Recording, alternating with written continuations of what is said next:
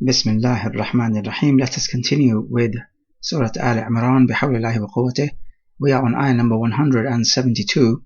قال الله تبارك وتعالى الذين استجابوا لله والرسول من بعد ما أصابهم القرح للذين أحسنوا منهم واتقوا أجر عظيم.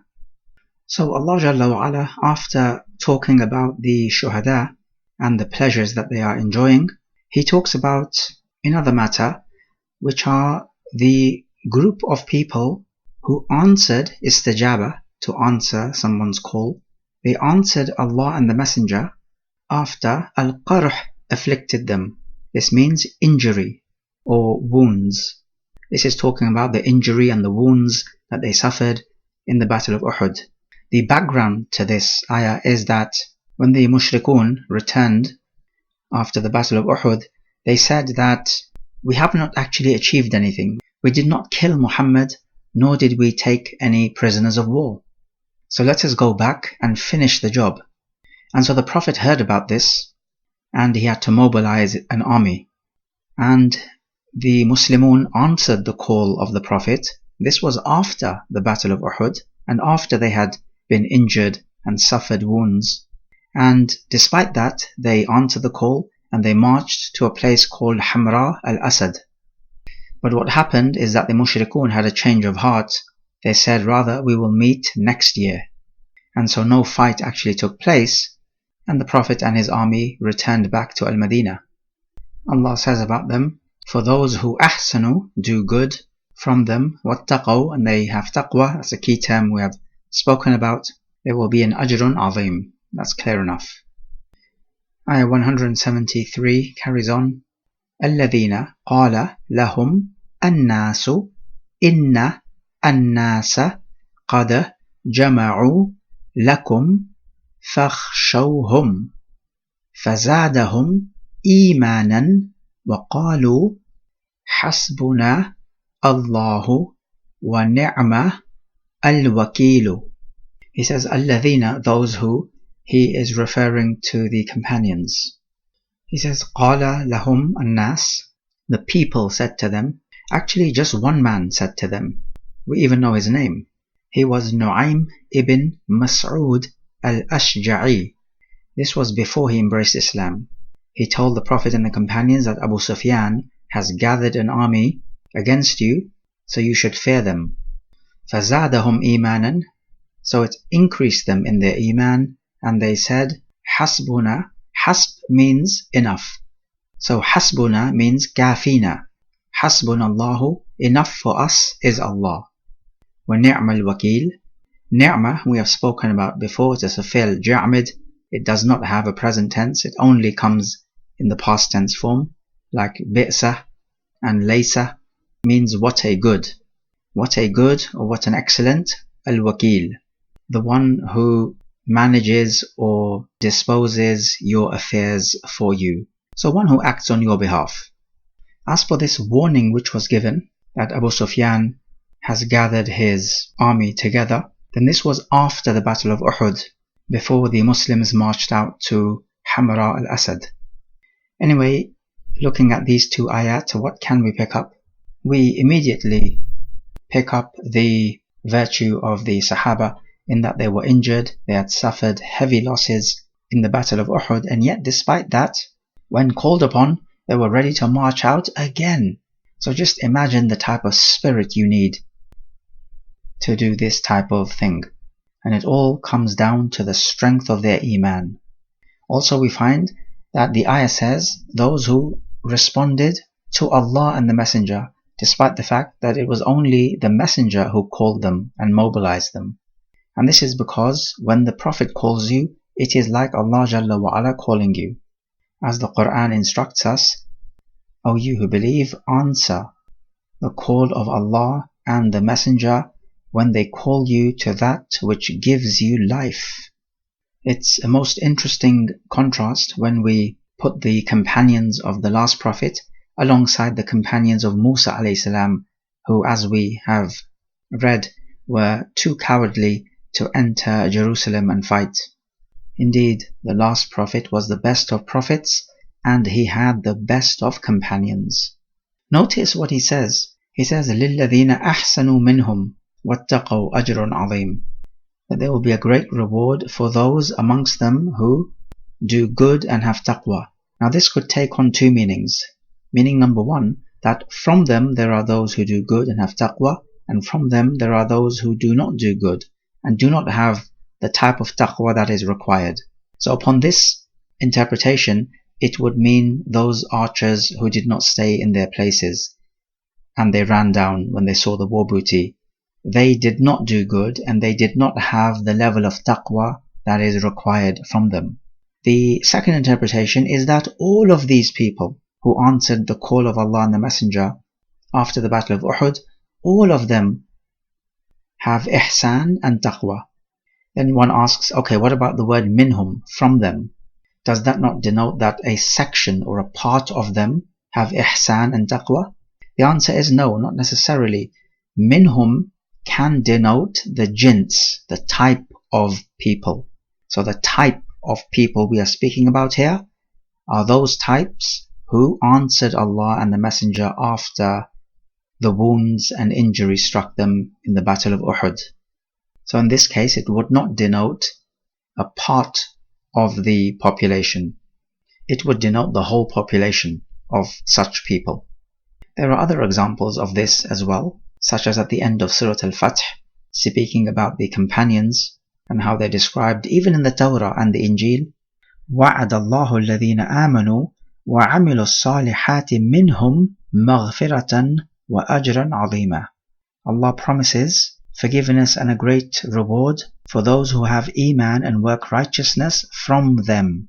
Does that mean that from the companions are those who do not have Iman and work righteousness? The answer is of course not.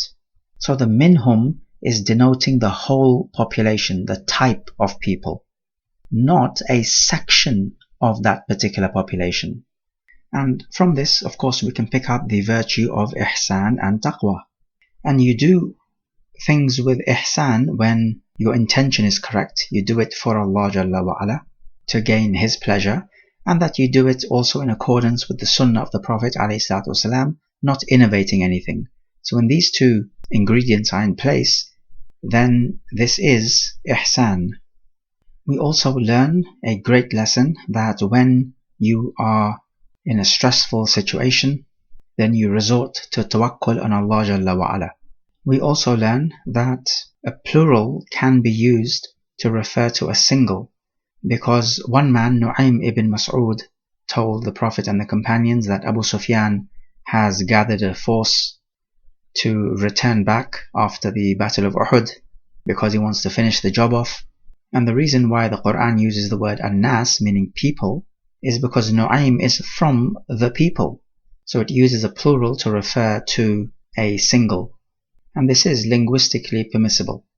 We learn that Iman can increase. That is clear from the ayah. It's the same thing with kufr. Kufr can increase as well. As in, for example, إِنَّمَا النَّسِيءُ زِيَادَةٌ فِي الْكُفْرِ. Delaying the sacred months, Allah tells us in Surah At-Tawbah, is only an increase in kufr. So your Iman increases with righteous actions and decreases with evil actions. Likewise, kufr can increase and decrease depending on the evil actions as well. So then, not all kuffar are the same. Some are more likely to embrace Islam than others, but at the same time, some are more entrenched in their kufr than others. We also learn of the virtue of this statement, Hasbunallah wa ni'mal wakil, which was uttered by the Prophet when he heard this news, which was meant to frighten him, but he was not frightened because he had full tawakkul on Allah Jalla wa Ala.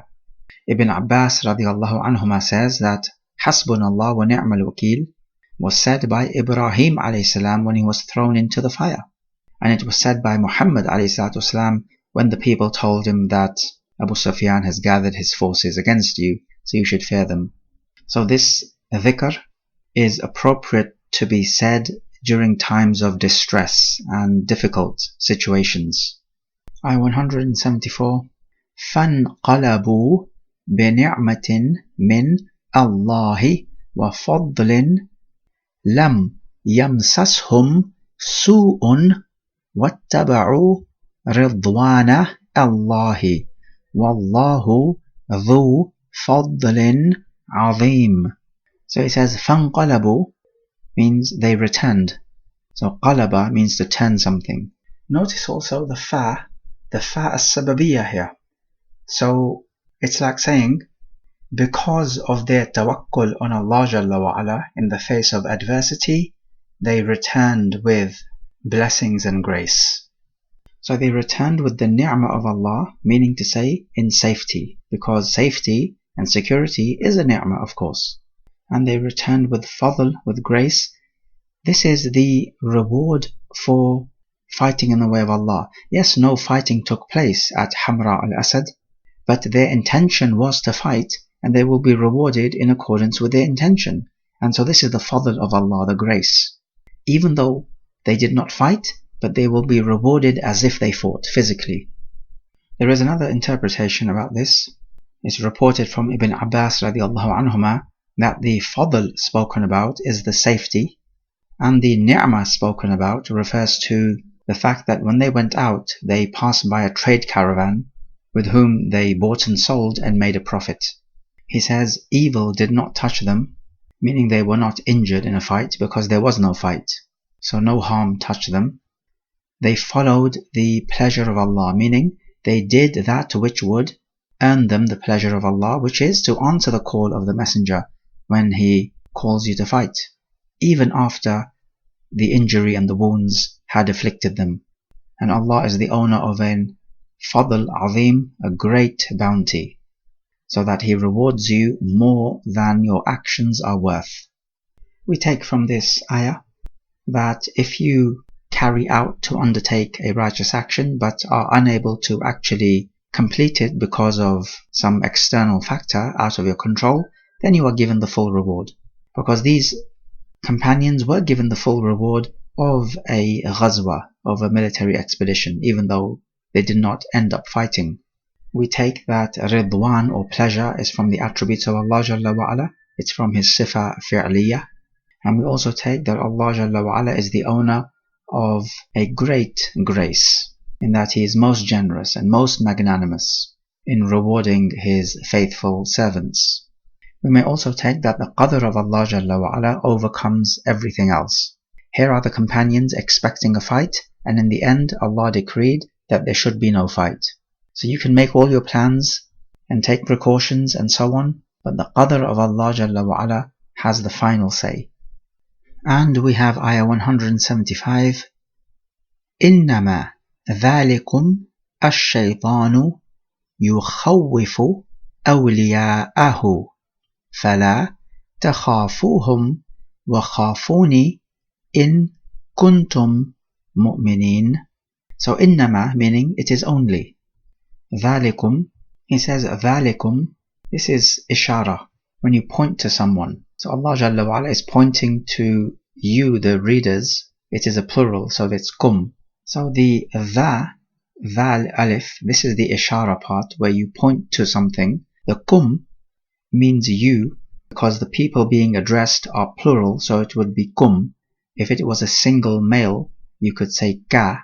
As for the lam, from the dhalikum, this lam is for bu'd, pointing to something far away. It is possible to say dhalika in all cases, but it's stricter to use the singular or plural depending on whom you're speaking to. If you're speaking to a single female, so addressing her, it would be dhaliki. Single male, dhalika. Plural people, either all males or males and females, would be dhalikum. Plural females would be dhalikunna. Speaking to two people, regardless of gender, it would be dhalikuma. So it depends on the gender and the number. However, saying dhalika is permissible linguistically in all cases, although perhaps not the ideal or preferred way. So this word dhalikum does not really change the English translation. We would translate it in all cases, it is only the shaitan. who يخوف, from خوف يخوف تخويفا, to make someone fear. It is only shaitan who makes you fear his awliya, his allies, referring to the kuffar, who fight to make the word of kufr the highest in the land. So Allah gives us a nahi, a prohibition, فَلَا تَخَافُوهُمْ, do not fear them, meaning the kuffar or the awliya of the shaitan, but fear me, Allah says, if you are believers. So reflecting on this ayah, we pick up that the true mu'min does not allow the shaitan to whisper into his ears and to create the fear of the kuffar in his heart. And this will only come if you have true iman in your heart. If your iman is weak, then you may well end up fearing the awliya of shaitan. So the stronger your iman is, the more you will not fear other men, and rather that fear would be replaced by the fear of Allah, because you only have enough space in your heart for a certain amount of fear. If it is filled with the fear of Allah, there will be no space in your heart to fear other people. But then one might ask, but what if you feel fear? Does this mean that you have deficient iman? We say you cannot control what happens in your heart, what enters into your heart. Your heart is like a house without a door. Anything can enter it, and you do not have control. But what you do have control over is what stays in your heart. So the true mu'min would kick out the fear of shaitan and his awliya from his heart, and that the fear of Allah will overshadow the fear of anything else. As for natural fear, for example, if you are met with a king cobra, which is a deadly and poisonous snake, then of course you will feel fear. That is not a problem. Indeed, this fear can save your life. And so this natural type of fear is not a blameworthy fear. Even some of the greatest prophets felt this fear, such as Musa alayhi salam, when he saw his staff turn into a snake, and when he killed that innocent man, and when he saw the staff of the magicians turn into what seemed like a snake. Also Ibrahim alayhi salam, he felt fear when he saw that his guests are not eating. As for the fear of cowardice, which is the fear which prevents you from doing something which you ought to be doing, such as fighting in the way of Allah, or enjoining the good and forbidding the evil, and other than that, then this fear of cowardice is blameworthy, and the mu'min is the one who banishes this fear from his heart, because he has sufficient iman to do so. And throughout the ages, we have seen Muslim armies overcome kuffar armies, despite the fact that the Muslims have been smaller in number and weaker militarily, but they had sufficient iman that did not allow them to fear their enemies. So the point to note is that if you fear Allah, you will not fear other people. On the contrary, others will fear you. But if you do not have the sufficient iman to fear Allah, then you will only fear other people. هذا والله أعلم.